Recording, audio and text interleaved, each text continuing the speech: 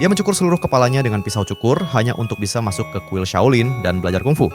Kemudian dia menjatuhkan tempat pembakaran dupa dan tanpa ragu menekan kepalanya dengan dupa yang menyala. Setelah selesai dengan sisi kanan kepalanya, dia langsung mulai membakar sisi kiri. Tetapi merasa itu terlalu lama, jadi dia mengambil 2 batang dupa besar dan menekannya langsung ke kulit kepalanya. Meskipun rasa sakit membuatnya jatuh berlutut, dia tidak berhenti. Sampai akhirnya rasa sakit itu membuatnya pingsan. Saat terbangun, ia menemukan dirinya sudah mengenakan jubah biksu. Mengira kuil Shaolin telah menerimanya. Ia mengambil tongkat dan menuju ke aula pelatihan. Karena gerombolan serigala sering mengancam kuil, para biksu berlatih menggunakan tongkat untuk melawan serigala demi mempertahankan diri.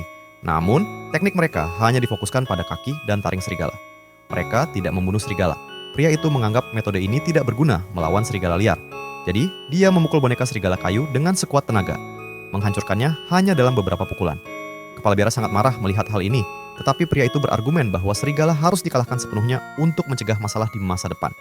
Kepala biara mengatakan bahwa sebagai seorang biksu, dia harus memiliki belas kasih, lalu menunjukkan teknik tongkat yang benar terhadap serigala. Dia mematahkan keempat kaki boneka serigala, memasukkan tongkatnya ke dalam mulut serigala, melonggarkan taringnya, dan akhirnya memukul kepalanya. Dengan cara itu, kekuatan serigala hilang, tanpa kehilangan nyawanya. Kini pria itu mengerti. Dia memohon kepada kepala biara agar diizinkan tinggal di kuil Shaolin. Tetapi kepala biara menolak untuk menunjukkan penyesalan yang tulus, yaitu pergi ke sebuah gua di belakang kuil dan berlatih teknik tongkatnya setiap hari melawan sulur-sulur tanaman di pintu masuk. Ia membungkus semua sulur dengan tongkatnya, lalu melepaskannya satu persatu dengan hati-hati tanpa merusak satupun. Lalu dia melompat ke atas batu dan memukul permukaan air dengan tongkatnya dengan penuh semangat menggunakan kelenturan air untuk melatih kontrolnya. Kepala biara secara kebetulan menyaksikan latihan ini, dan saat melihat perubahan pria itu, dia memutuskan memberinya kesempatan lagi. Tapi dia masih harus melewati ujian formasi serigala kayu. Pria itu hanya perlu melonggarkan taring boneka serigala untuk lulus.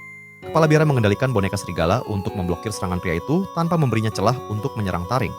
Selain bertahan, boneka serigala juga bisa melakukan serangan balik dengan ekor dan anggota tubuhnya.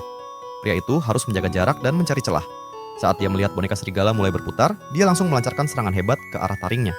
Kepala biara dengan cepat mencoba menutup rahang serigala. Tetapi pria itu melihat titik lemahnya dan memasukkan tongkatnya langsung ke dalam mulut serigala, berhasil merobohkan taringnya dan boneka serigala tetap utuh. Kepala biara menepati janjinya dan menerima pria itu sebagai muridnya. Tekan tombol subscribe untuk video selanjutnya.